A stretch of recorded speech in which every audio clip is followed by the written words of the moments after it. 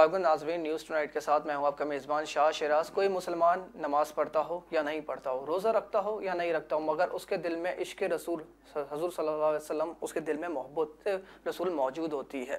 ہم عشق رسول کو اپنے اس ایمان کا حصہ سمجھتے ہیں، ہم عشق رسول کو اپنے ایمان کی آکسیجن سمجھتے ہیں، مگر ہم دیکھتے ہیں آئے دن دنیا میں ہمارے رسول اللہ علیہ وسلم کی شان میں گستاخی کی جاتی ہے، جان بوجھ کے ہمیں ہمارے شاعرک پہ حملہ کیا جاتا ہے۔ ابھی ہم نے دیکھا کہ بھارت میں جس طرح کے مودی حکومت اسلام مخالف اس حد تک گر گئی ہے کہ ہمارے رسول اللہ علیہ وسلم کی شان کی گستاخی میں نظر آ گئی ہے۔ اس کو یہ خیال نہیں رہا کہ انڈیا میں کئی زیادہ آبادی مسلمانوں کی رہتی ہے، یعنی دنیا میں سب سے زیادہ آبادی انڈیا میں مسلمانوں کی رہتی ہے، مگر ان کو یہ خیال نہیں رہا۔ وہ اسلام مخالف ایجنڈے میں اتنے اس حد تک گر گئے کہ ان کے رہنما ہمارے مذہب پہ حملے کر رہے ہیں، ہمارے حضور صلی اللہ علیہ وسلم کی شان میں گستاخی کر رہے ہیں۔ وجہ کیا ہے بات کریں گے، میرے ساتھ JUI کے رہنما مفتی کفایت اللہ صاحب موجود ہے۔ یہ جو ریزن ہم دیکھ رہے ہیں کہ امت مسلمہ جو بٹی ہوئی آپس میں، اس کا کیا ریزن ہے؟ ہم ایک پلیٹ فارم پہ ایک متحد نہیں ہے، کوئی شیعہ، کوئی سنی، کوئی بریلوی، ہم جو اس فرقوں میں ڈیوائیڈ ہوا ہے، آپ کیا سمجھتے ہیں کیا ریزن ہے؟ اصل میں اسلام تو ایک آفاقی مذہب ہے نا، اور اس میں یہ جو لکیریں ہمارے درمیان انتظامی، اس کی اہمیت نہیں ہوتی، لیکن چونکہ مسلمان منتشر ہے، اس منتشر ہونے کی وجہ سے اس کی آفاقیت کا ہمیں کوئی فائدہ زیادہ نظر نہیں آ رہا۔ جب تک مسلمان منتشر رہیں گے تو آج تو مودی سرکار نے توہین کی ہے، کل کوئی اور سرکار کرے گا، اور اگر مسلمان اس نقطے پہ متفق ہو جائیں تو میں آپ کو یقین سے کہتا ہوں کہ کوئی بھی غیر مسلم ہمارے نبی علیہ السلام کی توہین نہیں کر سکے گا۔ اب نبی علیہ السلام کی توہین کا دروازہ بند ہونا ہے تو یہ ہمارے پاس ہے۔ اگر ہم آپس سے متفق ہیں، تمام کے تمام ملکوں کی بات کرتا ہوں، مسلکوں کی بات کرتا ہوں، تو پھر ہم اپنے نبی علیہ السلام کی توہین کو بچا سکتے ہیں۔ لیکن اگر ہم منتشر ہوں گے جس طرح آج کل ہیں تو معاف کیجیے، یہ سلسلہ جاری رہے گا، اس کو کوئی روکنے کا راستہ نہیں ہے۔ تو مفتی صاحب آخری سوال آپ سے لینا چاہوں گا کہ موجودہ حالات میں جو اس طرح کے اسلاموفوبیا دنیا میں عروج پہ پہنچ چکا ہے، فرانس ہو، یورپ میں ممالک ہو، اب یہ انڈیا یعنی بھارت جہاں پہ مسلمان رہتے ہیں، تو ہمارا کیا کردار ہونا چاہیے، امت مسلمہ کا کیا کردار ہونا چاہیے، جو ہمارے اسلامی ممالک ہیں، عموماً پاکستانی گورنمنٹ ہمارا کیا کردار ہونا چاہیے؟ دیکھیں، یہ مسئلہ صرف پاکستان کا تو نہیں ہے نا، پاکستان کا بنیادی مسئلہ تو ہے، لیکن اس میں تمام مسلمان شریک ہونے چاہیے۔ ہمارے پاس ایک پلیٹ فارم تو ہے OIC کا، اس کو جب تک سنجیدگی سے OIC کے پلیٹ فارم پر نہیں لے جایا جائے اور وہاں ایک سنجیدہ قدم نہیں اٹھایا جائے تو اس وقت میں سمجھتا ہوں کہ ہمیں اس طرح کے حالات کا سامنا کرنا ہوگا۔ میری تجویز یہ ہے کہ اس کو OIC کی سطح پر لے کر سنجیدہ اقدام اٹھانے چاہیے، اس سے دنیا کو معلوم ہو جائے کہ جب نبی علیہ السلام کی توہین ہوتی ہے تو مسلمانوں پہ کیا گزرتی ہے۔ اس لیے ضروری یہ ہے کہ اس کو ایک متفقہ پلیٹ فارم سے بات اٹھا دی۔ مفتی صاحب آخری سوال لے لوں کہ آپ کی جماعت اب اقتدار میں، مودی سرکار سراسر ہم دیکھ رہے ہیں آئے دن دن بدن گرتا جا رہا ہے، اسلام مخالف گھر توڑ رہا ہے، بلڈنگیں جلا رہا ہے، وہاں پہ ان کے کھیت جلا رہا ہے، فصلیں جلا رہا ہے، آپ کا کیا کردار ہوگا اب اس پہ؟ دیکھو، کردار تو وہی ہوگا، طریقہ کار تبدیل ہوگا نا۔ جب ہم اپوزیشن میں ہوتے ہیں تو اپنی بات عوام کے ذریعے پہنچاتے ہیں، اور دھرنا دے کر، جلوس اور ہڑتال کرا کے اپنی پیغام پہنچاتے ہیں۔ اب آپ اقتدار میں آپ کیسے پہنچائیں گے؟ ہاں، تو اب حکومت میں تو اب طریقہ کار، یعنی ہدف تو وہی ہے، طریقہ کار تبدیل ہو گیا، میٹنگ کے اندر بتاتے ہیں۔ تو مولانا فضل الرحمان صاحب نے اس معاملے میں پچھلے ہفتے کو پورے جمعے کے دن پورے پاکستان میں کال دی تھی اور لوگ نکل بھی آئے تھے، اور اسی طرح مولانا فضل الرحمان صاحب وہ PDM کی میٹنگ کے اندر وزیر اعظم صاحب کو یہ تجاویز دیتے ہیں۔ اتنی باتیں کہ آپ کو چند دن انتظار کرنا پڑے گا کہ وزیر اعظم صاحب اس کو کس طرح لیتے ہیں۔ ماضی کی حکومت بھی دیکھا ہے کہ اسے احتجاج ہی کرتی رہی ہے، کوئی حل نہیں نکل کے سامنے آیا۔ آپ کیا سمجھتے ہیں اب حل نکل جائے گا؟ ایسے تحریک لبیک نے تو فرانس والے معاملے میں بڑے بڑے دعوے کیے تھے، بڑے بڑے دھرنے دیے، مذاکرات کیے، لاٹھی چارج ہوا، مگر حل کچھ نہیں نکلا آج تک۔ جو فرانسی سفیر ملک میں موجود ہے، ہاں، وہ تو عمران خان نے یہ کہا تھا نا کہ میں ان کو نہیں نکال سکتا، اور اگر میں نکالوں گا تو ہماری معیشت پر فرق آئے گا اور یورپی یونین وہ ہو جائے گی۔ تو اس وقت تو وزیر اعظم کی اور عوام کی رائے میں اختلاف تھا، آج میں سمجھتا ہوں کہ ہمارا وزیر اعظم ہمارے رائے میں اختلاف نہیں ہے، تو اب گورنمنٹ کو ایسے اقدام اٹھانے چاہیے جو لوگوں کی مرضی کے مطابق ہے، اور وہ مودی سرکار کو کم از کم ان کی آنکھیں کھل جائیں اور اتنا پریشر ڈیولپ ہو جائے کہ وہ معافی مانگنے پر مجبور ہو جائیں اور یہ وعدہ کریں کہ آئندہ اس طرح کے واقعات نہیں ہوں گے۔ مفتی صاحب ہم نے دیکھا ہے کہ پی ڈی ایم بھی مطالبہ کرتی ہے کہ جو فرانس کے سفیر ہے اس کو نکال دیا جائے، مگر اب آپ اقتدار میں، اور اگر ایسے کئی اور ملکوں میں ہم دیکھتے ہیں آئے دن گستاخیاں ہوتی ہیں، امریکہ سے بھی سامنے آتی ہیں، فرانس سے بھی سامنے آتی ہیں، اب انڈیا سے سامنے آئی ہے، تو آپ کیا سمجھتے ہیں کہ نکالیں گے آپ؟ کیا نکالنا ہی حل ہے سفیروں کو ملک سے؟ سفیروں کو ملک سے نکالنا حل تو نہیں ہے، لیکن آپ کے پاس اور کون سا طریقہ ہے جس سے آپ اس ملک کو اپنا سنجیدہ احتجاج ریکارڈ کروا سکیں؟ وہ تمام آپشن کو استعمال کرنا چاہیے، اور اس آپشن کے اندر ایک آپشن یہ بھی ہے، یہ بھی کوئی ایسی بات نہیں ہے اب سب سفیروں کو نہ نکالا جائے، ٹھیک ہے، لیکن اب مودی سرکار ہے، اس کے سفیر کو ایک دم بلا کر بتا تو دیا جائے نا، یہ بھی بتا سکتے ہیں کہ بھئی ہم اس پہ ناراض ہیں اور آپ لوگوں نے یہ اچھا نہیں کیا، اور جو آپ نے اقدامات اٹھائے ہیں وہ اقدامات جو ہیں وہ ہمارے اطمینان کا ذریعہ نہیں ہے۔ میں یہ کہتا ہوں کہ آپ نے تمام آپشن استعمال کر کے اپنی نبی کی عزت کے لیے اس حکومت کو استعمال کرنا۔ مفتی صاحب آج جاتے جاتے امت مسلمہ کے لیے کوئی چھوٹا سا پیغام دینا چاہیں گے؟ میری تو درخواست ہوگی کہ اتفاق اور اتحاد سے ہم اپنے نبی کی عزت کو بچا سکتے ہیں، انتشار سے ہم اپنے نبی کی عزت کو نہیں بچا سکیں گے۔ تمام امت مسلمہ کو ایک ہونا چاہیے۔ چلیں مفتی صاحب thank you so much for joining. ناظرین یہاں پہ ایک چھوٹا سا بریک لیتا ہوں، بریک کے بعد میرے ساتھ علامہ محمد علی شاہ صاحب اور اس کے بعد brigade major retired Fawaz Siddiqui صاحب بھی موجود ہوں گے، میرے ساتھ رہیے۔ علامہ صاحب آپ کو لے رہا ہوں، بریگیڈیئر صاحب لائن پہ آ گئے۔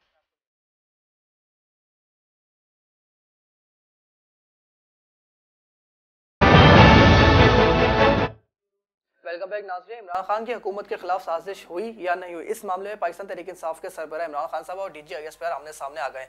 D G I S P R دو ٹوک اپنا موقف دے چکے ہیں کہ ماضی کی حکومت کے خلاف کوئی سازش نہیں ہوئی، کوئی شواہد نہیں ملے، مگر عمران خان صاحب نے کل ایک بیان جاری کیا جس میں انہوں نے کہا ہے کہ D G I S P R فیصلہ نہیں کریں گے کہ ہماری حکومت کے خلاف سازش ہوئی یا نہیں ہوئی۔ سوال تو یہ پیدا ہوتا ہے کہ پھر کون فیصلہ کرے گا، ملک کے فوج کے سربراہ یا D G I S P R? جب کلیئرلی اپنا موقف سامنے رکھے ہیں، مگر پی ٹی آئی کی ٹانگ، عمران خان صاحب کی ٹانگ وہیں کے وہیں اٹکی ہوئی ہے کہ ہماری حکومت کے خلاف سازش ہوئی، ہمیں سازش تک ملک سے نکالا گیا ہے۔ ہونے کیا جا رہا ہے بات کریں گے، میرے ساتھ دفاعی تجزیہ نگار بریگیڈیئر ٹائم محمود شاہ صاحب موجود ہیں۔ Thank you for joining brigadier صاحب۔ آپ کو میری آواز آ رہی ہے کلیئرلی؟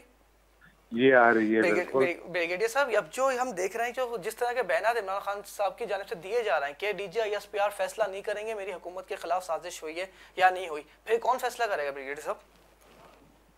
میرے خیال میں D G I S P R ذاتی حیثیت میں بیان نہیں دیتے، جو بیان ہوتی ہے وہ آرمی چیف اور چیئرمین جوائنٹ اسٹاف اور تینوں سروسز کے چیف کا جو موقف ہوتا ہے اس کو وہ بیان کرتا ہے۔ اور میرے خیال میں اس طرح کی سازش کا پہلے پتہ لگانا بھی میرے خیال میں اسی چیئرمین جوائنٹ اسٹاف کمیٹی کا اس میں ڈیوٹیز میں آتا ہے، اور وہاں پر ایمبیسی میں ایمبیسڈر کے علاوہ ہمارا ملٹری اٹیچی اور وہاں پر ہمارے کچھ ایسٹس آئی ایس آئی کے بھی ہوتے ہیں، اگر کوئی سازش ہوتی تو وہ انفارم کرتے اور اس کا بندوبست پھر ہمارے آرم فورسز ہی کرتے ہیں۔ جہاں سازش ڈپلومیسی کا جو تعلق ہے وہ پرائم منسٹر بے شک کرتے ہیں۔ مولانا فضل الرحمان ان کا جو انہوں نے ڈپلومیٹک کیبل آیا تھا اس کو وہاں ڈسکس کیا اور اس کے ساتھ بات چیت ہوئی، اور پھر اس نیشنل سیکورٹی کمیٹی کے جو منٹس ہے وہ بنائے گئے، اور اس میں سازش لفظ نہیں ہے اور نہ سازش تھی، اور میرے خیال میں D G I S P R نے ایک بار پھر واضح کیا کہ کوئی سازش نہیں تھی۔ تو بریگیڈیئر صاحب وہی بات کر رہا ہوں کہ دو ٹوک موقف سامنے آ رہا ہے ہماری پاک افواج کا کہ کوئی سازش نہیں ہوئی، کوئی مداخلت نہیں ہوئی، مگر جو ٹانگ ہے عمران خان صاحب کے وہ وہیں اٹکی ہوئی۔ شاید اپنا پوائنٹ اسکورنگ کے لیے فوج کو اب متنازع بنانا چاہ رہا ہے۔ وہ دن میں ان کے ایم این اے میرے ساتھ پروگرام میں تھی، وہ کہہ رہی ہے ہماری حکومت کے خلاف فوج بھی ملی ہوئی تھی جو سازش ہوئی ہے۔ تو یہ جو اس طرح کے متنازع بیانات یہ دے رہے ہیں تو ریزن کیا ہے سر؟ دراصل یہ تمام جھوٹ پہ ہے، جھوٹ ہے، ایک بالکل کھلی جھوٹ ہے۔ میرے خیال میں لوگ ابھی اس کو سمجھ چکے ہیں کہ یہ ایک جھوٹا سا سٹانس ہے جو انہوں نے لیا ہوا ہے، اور وہ سمجھتے ہیں کہ ان کی حکومت جو ہے وہ جس چیز پہ ہٹی ہے وہ ہمارا پارلیمنٹری پروسیڈنگز ہے، پارلیمنٹ کے پروسیجرز ہے، اس کے مطابق اس کے پاس 172 نمائندے نہیں تھے۔ اگر 172 ہوتے تو وہ حکومت میں ہوتے، اگر نہیں ہے تو وہ بالکل قانونی آئینی طریقے سے ہٹائے گئے ہیں، اس میں کسی سازش کی ضرورت نہیں تھی۔ تو بریگیڈیئر صاحب ایک اس میں سوال ایڈیشن کر لوں، اب وہ مطالبہ کریں گے سپریم کورٹ ایکشن لے، ایک جوڈیشل کمیشن بنائے جس میں ہمارا فیصلہ کیا جائے گا، مداخلت ہوئی، سازش ہوئی، جو بھی ہوئی ہے وہ یہ مطالبہ کر رہے ہیں، تو آپ کیا سمجھتے ہیں کہ بنانا چاہیے حکومت کو یہ کمیشن؟ میرے خیال میں بالکل بنانے کی ضرورت نہیں ہے، اس کو کوئی یہ ایک ڈیفیٹڈ کیا کہتے ہیں پولیٹیشنز ہے، کسی بھی ڈیفیٹڈ پولیٹیشنز کا یہ اس قسم کے مطالبات کی جوڈیشری اس کا فیصلہ کرے، وہ فیصلہ کر لے، اس کا فیصلہ پارلیمنٹ میں ہو گیا ہے، اور اس کے بعد ان کی جو چیف پکار ہے یہ بیکار ہے۔ دراصل یہ ابھی بھی ثابت کرے کہ اس کے پاس 172 نمائندے ہیں تو اس کو حکومت مل سکتی ہے، لیکن میرے خیال میں یہ پارلیمنٹ کو اور ایک طریقے سے آئین کو نہ ماننے کی بات ہے۔ آئین میں یہ تمام پروسیجر دیا ہوا ہے کہ اگر آپ کے خلاف ووٹ آف نو کانفیڈنس آ جاتا ہے تو انہوں نے بہت بڑی آئینی خلاف ورزی کی ہے۔ اس کے ساتھ جوڈیشری جو ہے وہ مہربانی کی ہے کہ اس کو، یا موجودہ حکومت مہربانی کر رہا ہے کہ اس کو آرٹیکل 6 کے اندر چارج نہیں کر رہے ہیں کہ آپ کس طرح پارلیمنٹ کو اور آئین پاکستان کو، آئین پاکستان کی خلاف ورزی کرتے ہیں۔ چلیں، thank you so much brigadier صاحب فار جوائننگ۔ ناظرین یہاں پہ میں لیتا ہوں ایک چھوٹا سا بریک کے بعد میں چھوٹی سی بات کروں گا کہ جو اسلامی فوبیا میں دن بدن اضافہ ہوتا جا رہا ہے۔ میرے ساتھ پروگرام میں علامہ محمد علی شاہ صاحب موجود ہوں گے، بریک کے بعد واپس آتے ہیں، اسٹے ود اس۔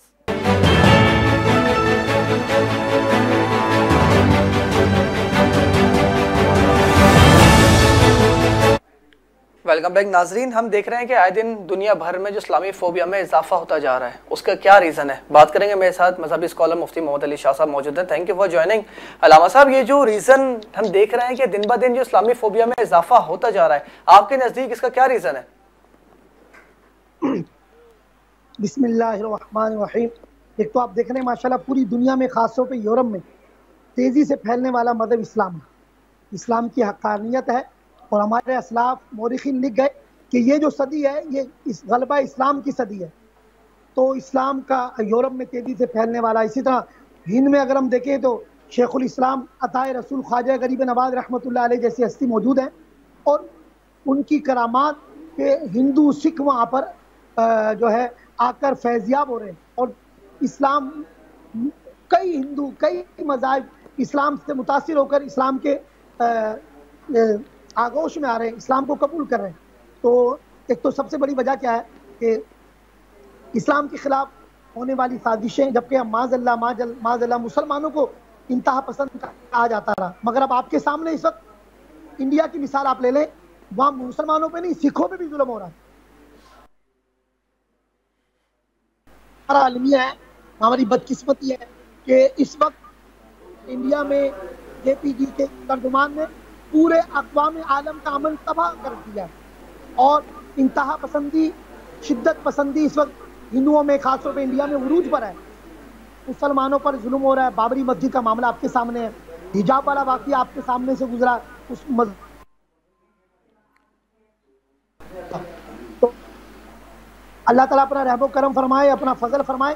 میں کہتا ہوں کہ اس وقت تمام جتنے بھی اسلامی ممالک ہیں، 57 اسلامی ممالک ہیں، ان کو چاہیے فوراً OIC کا اجلاس بلائیں اور ایک پوری اقوام عالم کو پیغام دیں اسلام کے لیے، رسول اللہ کی ناموس کے لیے، ناموس رسالت کے لیے تمام مسلم امہ ایک ہے۔ اور اس وقت دیکھیں جی صاحب، آپ اپنی بات کنٹینیو کریں، میں یہی پوچھنا چاہ رہا ہوں کہ یہ جو ریزن ہے کہ ہم دیکھ رہے ہیں انڈیا میں، فرانس میں، جو ہم پہ جان بوجھ کے جانتے ہیں کہ حضور صلی اللہ علیہ وسلم ہماری جانیں قربان ان پہ ہو، جان بوجھ پہ ہم پہ اس طرح سے حملہ کرتے ہیں کہ پوری دنیا ہل جاتی ہے. ہم نے دیکھا انڈیا ایک غریب ممالک تھا، وہاں پہ اس کے مقابلے میں جو دیگر قطر ہو گیا، عمان ہو گیا، سعودی عربیہ ہو گیا، ایران ہو گیا، انہوں نے بائیکاٹ کرا، انڈیا نے معافی مانگ لی. مگر یہی کام اگر فرانس کرتا تو فرانس معافی نہیں مانگتا. تو اس کا کیا ریزن ہوتا ہے؟ دیکھیں تو وہاں پر اس وقت ہندوستان میں مسلمان کروڑوں کی تعداد میں، آپ کو پتہ ہے کروڑوں کی تعداد میں مسلمان وہاں موجود ہیں. اور الحمدللہ ہمارے اسلامی ممالک نے جب دیکھا نا زور ڈالا ناموس رسالت کے لیے، اصل میں یہاں پر متحد نظر آیا ہے. یو اے ای، سعودی عرب، کویت، قطر، پاکستان. بلکہ میں ایک گزارش کروں گا کہ جب بھی ایسا خدا نہ خواستہ ایسا واقعہ کبھی ہو، اگر ہوتا ہے تو ہماری گورنمنٹ کو بھی چاہیے احتجاج نہیں کرے، اپنا اختیار استعمال کرے. احتجاج تو عوام کرے گی، گورنمنٹ کا کام احتجاج کرنے نہیں. گورنمنٹ کے پاس تو اختیار ہے، وہ اپنا اختیار استعمال کرے اور بھارت کا ہر طرح سے سفارتی، اقتصادی، تجارتی بائیکاٹ کرے. تو آپ دیکھیں آئندہ کبھی بھی کسی ملک کو جرأت نہ ہو. مفتی صاحب لاسٹ کوشچن پوچھ لیتا ہوں اس پہ کہ ریزن کیا ہوتا ہے، لوگ اتنا کیوں گر جاتے ہیں کہ یہاں پہ مذہبی حملے شروع کر دیتے ہیں؟ ان کو پتہ ہے کہ ہم آئے دن دیکھ رہے ہیں دنیا بھر میں جو گستاخی کے جو معاملات ہیں دن بدن اضافہ ہوتا جا رہا ہے، اس کا ریزن کیا ہے مین؟ Last question sir.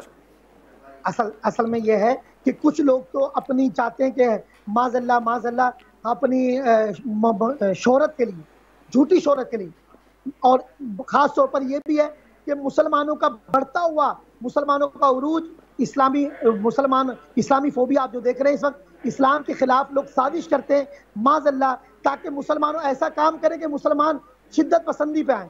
دیکھیں ناموس رسالت ہمارا ریڈ زون ہے، اس پر کوئی بھی مسلمان کمپرومائز نہیں کر سکتا. اصل وجہ کیا ہے کہ تمام مسلم امہ متحد ہو، ہمارے مسلم ممالک متحد ہو، تو کبھی بھی کسی یورپ میں بھی، فرانس میں بھی، آپ کبھی کسی بھی مذہب میں جرأت نہیں ہو سکتی کہ ہمارے محبوب اللہ کے پیارے حبیب صلی اللہ علیہ وسلم کی شان میں گستاخی کر سکے. تو ہمیں متحد ہونا چاہیے، منظم ہونا چاہیے، اور عشق رسول سے سرشار ہو کر ہر اسلامی ممالک کے سربراہ کو یہ پیغام دینا چاہیے جو اس طرح اب اس وقت ہمیں یہ متحد نظر آئے. اگر ہم فرانس کے معاملے میں بھی اسلامی ممالک متحد ہو جاتے ہیں تو آئندہ یورپ میں بھی یہ جرأت نہیں ہوگی کہ وہ حضور کی شان میں گستاخی کر سکے. تو یہ اس کی 2-3 سب سے بڑی وجہ کیا ہے کہ اسلام کے خلاف سازش، مسلمانوں کو انتہا پسندی کی طرف ابھارنا، اور تیسرا اسلام فوبیا پھیلتا ہوا اسلام جو ان سے ہضم نہیں ہو رہا، تو وہ کسی طرح بھی کوشش کرتے ہیں کہ مسلمانوں کو دبایا جائے. اور انڈیا میں تو خاص طور پہ آپ کو بتائیے الیکشن قریب ہے تو وہ خاص طور پر ایسی حرکتیں کرتے ہیں تاکہ اپنی سکورنگ بڑھانے کے لیے. پی جی بھی کیا آپ کے سامنے مودی گورنمنٹ کے اندر خاص طور پر مسلمانوں کے خلاف، اسلام کے خلاف سازش ہو رہی ہے. کشمیر لہولوان ہو رہا ہے، یاسین کا واقعہ، حجاب کا واقعہ، وہاں پر کیسے معاملات ہو چکے کہ جو ہمارے سامنے. تو میں چاہوں گا ہم متحد ہوں اور ہم اسلام پر ہم عملی اقدامات کریں، اسلام کو اپنے اوپر نافذ کریں. اگر نظام مصطفیٰ رائج ہو جائے تو دنیا میں کہیں بھی ممکن نہیں ہے کہ اللہ کے رسول کی شان میں گستاخی کر سکے. چلیں thank you so much for joining. ناظرین ابھی خبر سامنے آئی کہ پاکستان تحریک انصاف کی جانب سے اس اتوار والے دن رات کو 9 بجے احتجاج کا اعلان کیا گیا ہے کہ لوگ اپنے گھروں سے باہر نکلیں. اللہ حافظ.